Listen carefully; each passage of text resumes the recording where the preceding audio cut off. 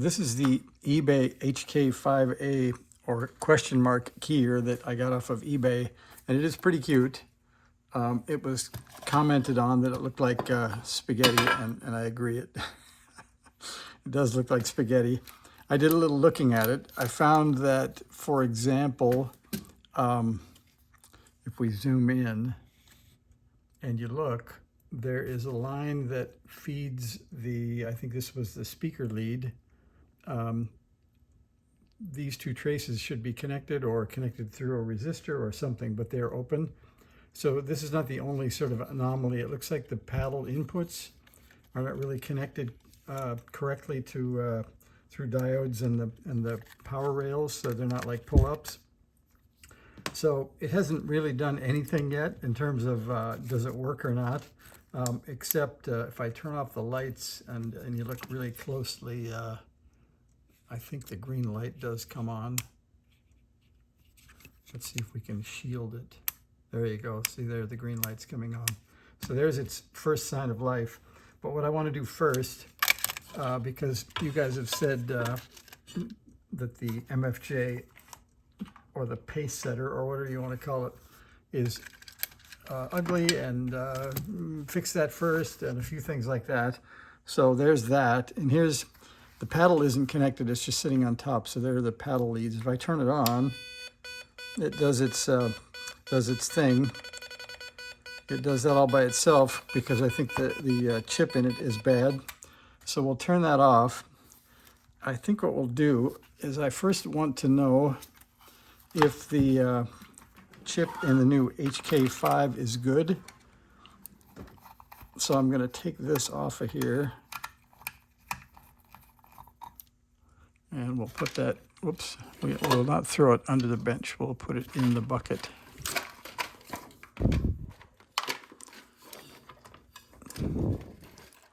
By missing the bucket, I'm already missing the screw. That's pretty bad. So I'll get back to that in a minute. So I'm going to pull the keyer out, I think. Yep. That's working. You can see it's binding up. That's a nice feature. I think it's going to maybe gorn the bencher a little bit if I'm not careful here. Yeah, it doesn't really want to come off. That's a nice fit anyway, isn't it? It's making that spring sound like it's ruining my key. I think we'll take the top off. So we have a likely set of mismatched screws.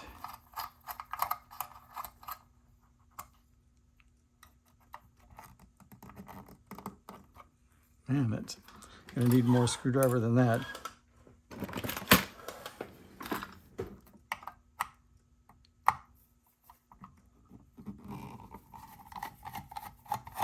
It's working.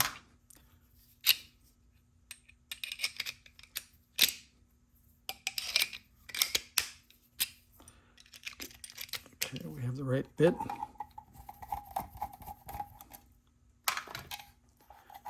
That might, yeah, that takes the back off, so that's good. And I can see what I'm ruining when it's coming off of here. It's just binding up a little bit.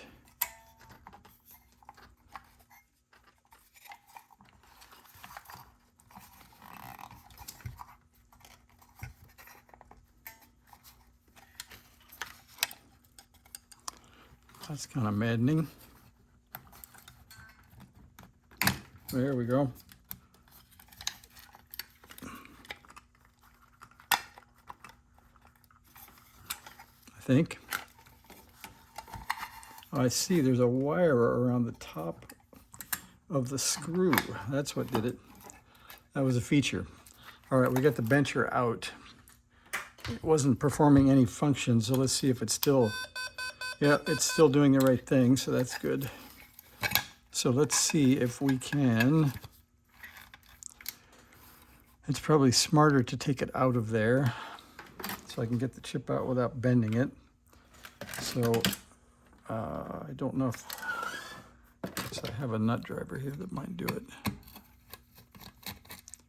That worked. All right, we'll pull that board up.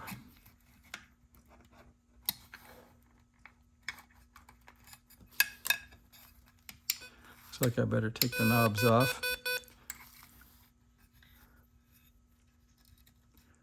What do you think? Can I get the chip out without bending it if I do it in there? I'd like to slide something under it. Let's see if we can. So we'll take the battery off just for good measure here.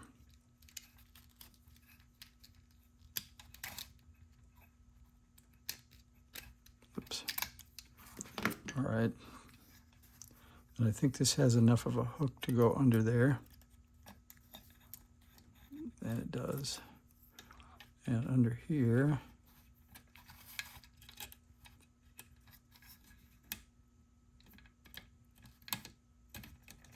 okay, that worked. So there was little to no damage there. So for reference, that's the nice looking one with the ugly tape on top and some previously soldered leads. So that's what we're taking out. And it's bad, so I'm not giving it particularly good treatment. Now, pull this battery out. And we'll see if we can also extract this chip in a similar way. And so you notice this, they made it so you could use either the AB or the ABM, which is the meter leaded one. So this has 2 less pins than some of those Curtis chips. And they're pin compatible apparently. So if you want to have the meter, you can build the circuit and then you can use either chip, which is, I guess that's a feature.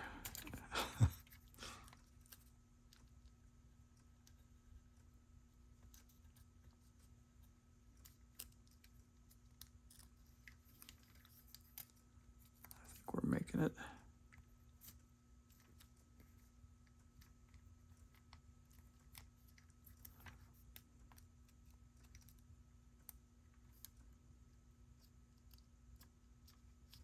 Yep, that did it. All right, so we'll put that aside. We'll see if it looks straight. Seems to be pretty good. And just for good measure, it has a dot on pin 1 and a little bit of a dimple there. And I drew this picture just to save myself the grief later. So when the chip is out, pin 1 was up on the top left corner and the last 2 pins were empty on that one. And on this one, I think we have to believe that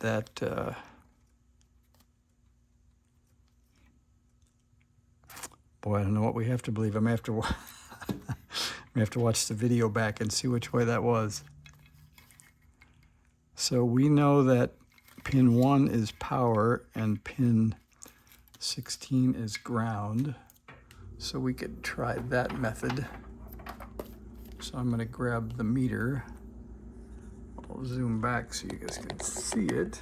I guess you can't anyway. It's an LCD screen. So you'll have to trust me. I'm just going to measure to see where the resistance to ground is. So I'm going to go on ohms. And I'm going to probe this spot. And this meter doesn't have a continuity beeper. First we'll try ground. That is low, like the ohmage of the probes. That's open. That's open. That's 4 ohms. And that's 6 megohms. So I think this must be ground.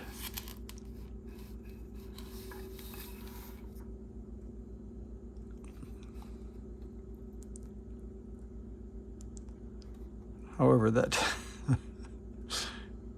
that doesn't agree with what I'm remembering. So if I look, I have this HK5 keyer schematic, and I saw HK5. It was made apparently by Collins, but there's also a company called Ham Radio Center that makes an HK5, and its schematic has, luckily, the Curtis 8044 in it. And you can see that VSS is pin 1 going to ground. I thought it was the other way, and VDD is pin 16. So then if this is ground, then that is pin 1, and it is 4 ohms, the same as the probe, so I'm going to put it in that way.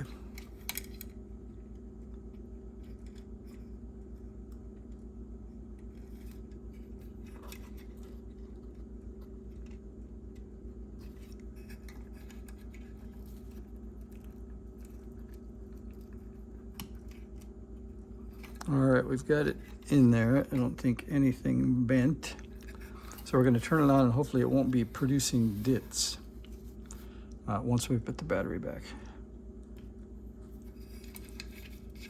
And then we'll at least know that the HK5 came with a good chip, which would be a bonus.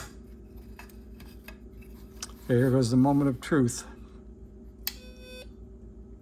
Oh, that's a good sign. They wake up, and a lot of them give one beep when they wake up, and then there's ground and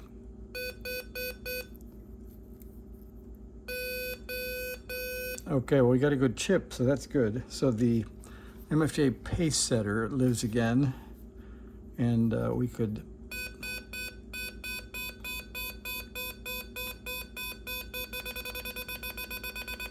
that's quite nice. And then if you want, we can try the full-featured tone test.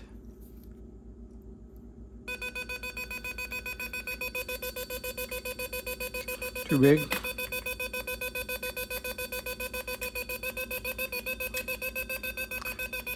Sounds like it doesn't like that.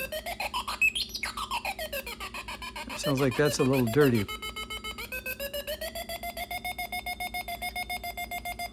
I'm going to leave it at that. You can give your opinion, but I think we can squeeze key too.